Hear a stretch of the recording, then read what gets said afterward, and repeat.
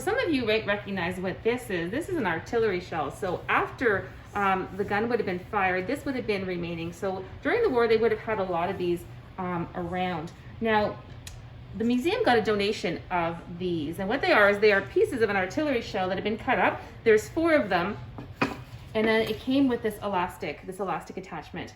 And they asked us to guess what it was, and what it ended up being is they used these pieces as a splint. So if someone was injured or they broke their arm or they broke their leg, they would use the pieces of the artillery shell, and then they would put them together with the elastic, and they would have used that as a splint or a cast until they could get the patient into a place that would be more secure, where they would have had more time to look after the wound. But it was really just a battlefield kind of solution. So you think about the ingenuity of taking something that somebody may thought was trash, it was done, it was expended. In the end, you could repurpose it, you could recycle it. What they also showed us, these made out of wood, they had these hinges. So this would have been put on later on.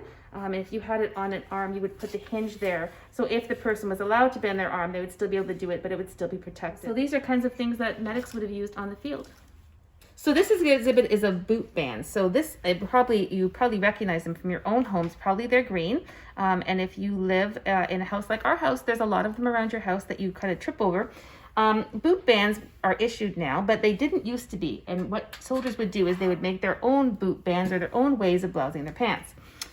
These are boot bands that were made by a soldier. They're very, very heavy. And if you can see, there's like a spring inside that was covered. So he would have put this in his pants and then would have bloused them into his boots so they would fall properly.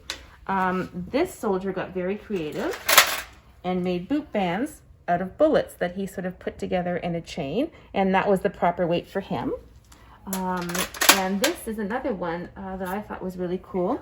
It was a boot band. It was weights that was put into a hockey skate lace. They have boot bands now that are official, but it's an idea that's been around for a long time.